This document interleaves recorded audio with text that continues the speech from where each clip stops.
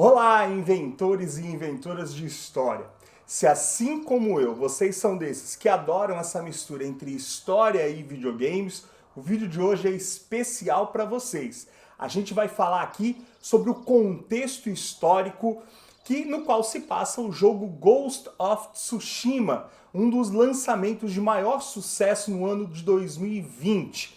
O contexto histórico aqui é o do tal Japão feudal. A gente vai falar justamente sobre essa história aí por trás da narrativa do jogo, a história das invasões mongóis ao Japão lá no século XIII. É isso mesmo. Já tem por aí um monte de vídeo falando o que é verdade, o que não é verdade na história do jogo, então a gente aqui no Inventando História vai se concentrar mesmo em entender o contexto histórico dessas invasões e quais foram, inclusive, as consequências desse período aí para o Japão atual, certo? Então o vídeo de hoje está especialíssimo aí para quem curte videogame, para quem curte história do Japão, certo? Então aguenta aí a nossa vinheta que eu já volto para a gente começar a nossa discussão, valeu?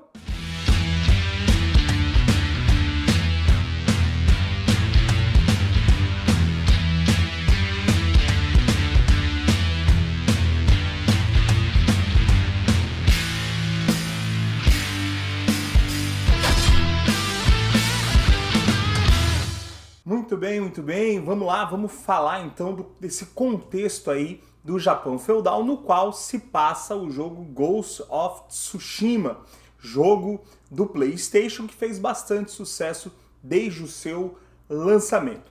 Para começar, vamos entender, né? O Japão passava por um processo de transição bastante grande aí, justamente no momento que antecede ali aquilo que a gente vai ver nesse jogo, né? A gente está saindo aí da fase, né, de uma disputa entre a aristocracia tradicional das cortes japonesas, né, um período em que houve aí um domínio muito grande dessa aristocracia, para a fase dos samurais, né, onde a gente tem uma reestruturação social no Japão, na qual esses samurais que originalmente não eram figuras tão importantes ou mesmo poderosas assim na estrutura social do Japão, mas que pouco a pouco foram se tornando o grupo social mais importante do país. É importante lembrar que o Japão vai ser e continua sendo um império até os dias de hoje, né? Porém, o papel e o poder do imperador e sua relação com essa aristocracia é que foi se transformando.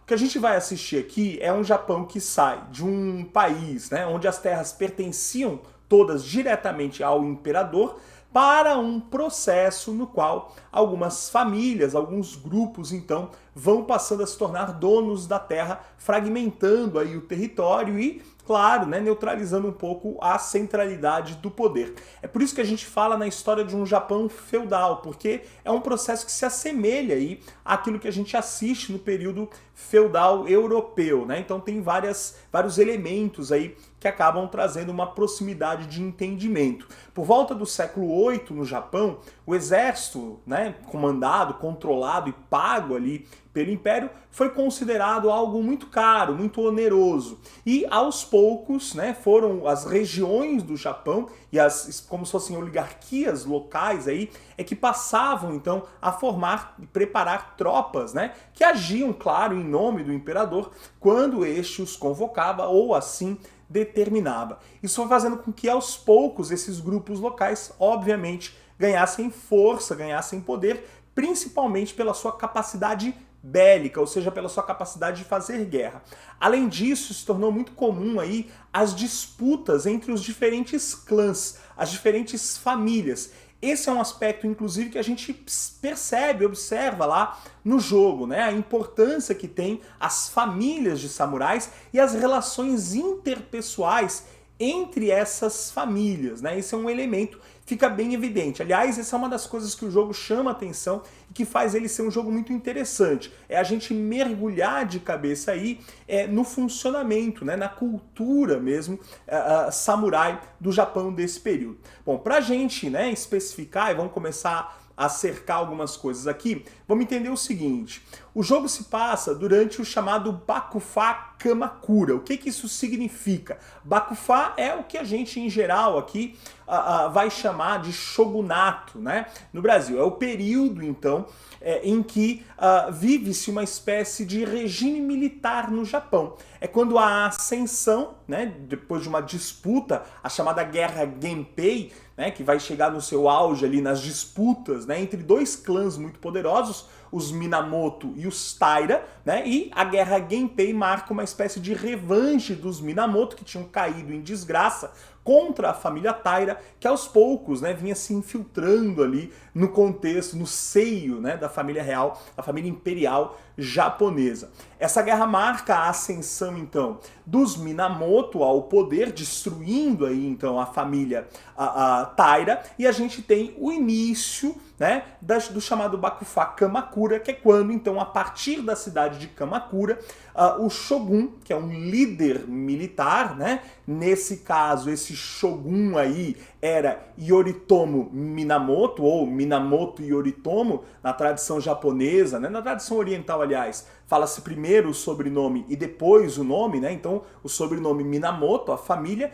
e Yoritomo, que se torna o Shogun, vencedor ali da Guerra Genpei. O papel desse Shogun como líder, né? Como um chefe de governo, efetivamente, que cuida das questões administrativas do país, é reconhecido pelo imperador Go-Toba no ano de 1192, né, quando então oficialmente o regime do shogunato se estabelece no Japão. Esse shogunato, que marca então o chamado Japão feudal, ele vai perdurar até o ano de 1336. Portanto, né, do final da Guerra Genpei, 1185, até 1336, quando termina ali o período de transição para o segundo shogunato, né? Quando a gente tem, então, sai de Kamakura, há uma mudança aí nesse momento no Japão. Chama atenção aqui para vocês do quê, né? Então nós temos aí essa disputa entre os samurais e a aristocracia, né, sendo vencida pelos samurais, que se tornam a classe social dominante no Japão. Vale lembrar que em 1199, o Shogun, né, esse líder militar, vai morrer sem deixar herdeiros. E é aí que entra em ação a esposa, né, do Yaritomo, que era, Yoritomo, desculpem, né, do Yoritomo, que era, vejam só, olha o nome, né, família Hojo, ou Ojo, a senhora Masako Ojo. No jogo Ghost of Tsushima nós temos uma família, né, associada então a chamada Senhora Masako, que é uma personagem recorrente aí que ajuda o personagem principal, aquele que é controlado pelo jogador, o samurai Jin Sakai, a justamente, primeiro, né, libertar o Jito, que é o título dado, né, ao administrador. O Shogun Yoritomo deu o título de Jito a um dos seus irmãos, né, de administrador. No caso, né, do jogo, nós temos o Lord Shimura como o Jito, ou seja, o administrador da ilha de Tsushima, responsável por organizar, então, a resistência a essa invasão mongol. O fato é que essa senhora Masako real aí, ela consegue, né, fazer uma grande articulação política e nomear para a função de Shogun o seu próprio pai, né? Então é o sogro do primeiro Shogun ali que se torna o Shogun posteriormente. A família Hojo, então, inicia uma série de reformas aí, inclusive estabelecendo o chamado Código Joei, que foi a base, né, do direito aí do chamado Japão feudal, né? Acontece a partir de então uma reestruturação da sociedade japonesa, trazendo aí características bastante centradas, né, na figura então desse chefe da família, desse líder do clã, uma cultura, portanto, né, patriarcal se estabelece, né, e passa a fazer parte da cultura japonesa até percebida até os dias de hoje. Além disso, outro aspecto importante é a questão da luta, né, pela honra, a questão da tradição e da honra, né, e um certo corporativismo aí no contexto da sociedade japonesa que vai se estruturando nesse momento e que é um elemento perceptível na sociedade, na tradição japonesa até os dias de hoje. Em 1268, já no século XIII, pouco tempo antes, então, da primeira invasão mongol, a gente tem a chegada ao poder de um outro membro da família Hojo. O título passa a ser hereditário, né, de Shogun, apesar de que ele poderia ser, né, reivindicado por uma batalha, através de um confronto, desde que a família ou o grupo vencedor fosse reconhecido pelo imperador, poderia se tornar um novo Shogun. Tokimune Hojo, né, ou Hojo Tokimune, chega ao poder em 1268 e vai caber a este shogun organizar as defesas do Japão frente a uma inevitável invasão mongol, que já era, né, prevista aí, pelas autoridades, pelas famílias, enfim, por todo mundo no Japão, né? Então aí a gente parte para o contexto efetivo, né, do jogo, a primeira das duas invasões mongóis que vão acontecer contra o Japão.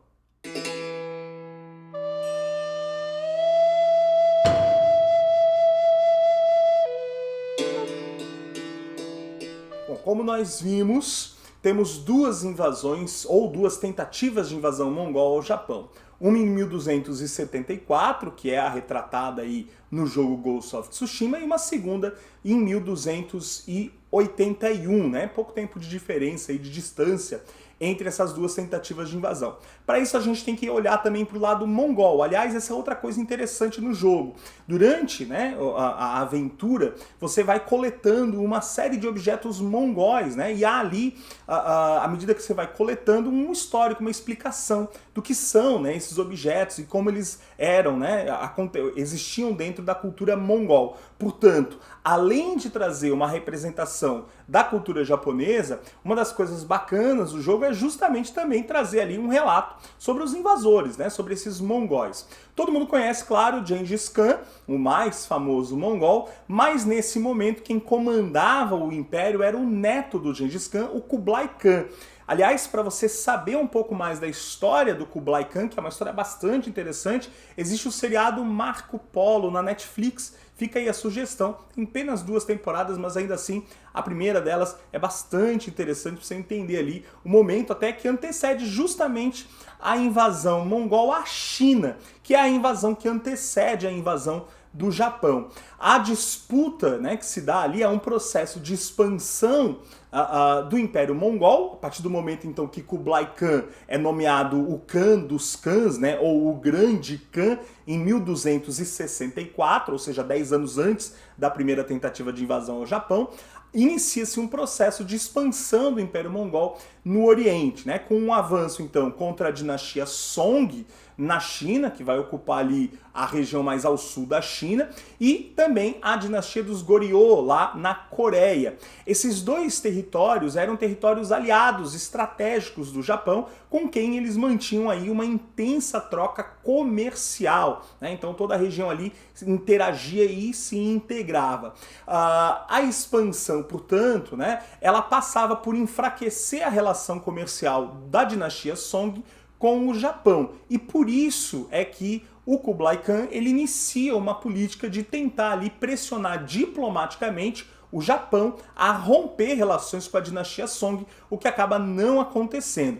Isso vai deixando evidente para os japoneses o perigo de uma invasão mongol. Para se ter uma ideia, o Shogun na época chegou a planejar uma espécie de ataque preventivo e até mesmo a iniciar a construção de algumas muralhas para proteger a ilha principal de uma invasão mongol. Também passou a se preparar aí os samurais, né, para uma eventual resistência a essa invasão que acabou acontecendo. Mas não foram os samurais que salvaram o Japão.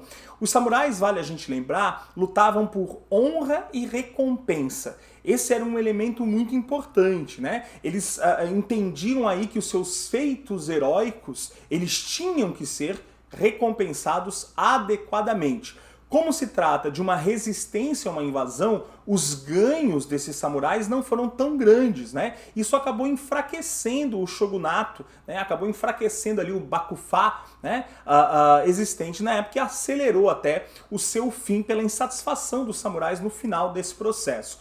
O que teria de fato, né, impedido que essa invasão desse certo, e aí vamos lembrar, né, essa primeira invasão que é retratada no jogo, ela contou com cerca de 900 embarcações, mais de 20 mil homens entre mongóis, coreanos e chineses que passavam a lutar ali, né, por uma questão de dominação dentro do Império Mongol, a utilização de armas novas, como o uso de bombas, né, feitas com pólvora, que aparecem inclusive também no jogo, são parte ali, né, da cultura do jogo, eram introduções, eram inovações, né, que obrigaram inclusive os samurais a buscar uma postura de luta diferenciada.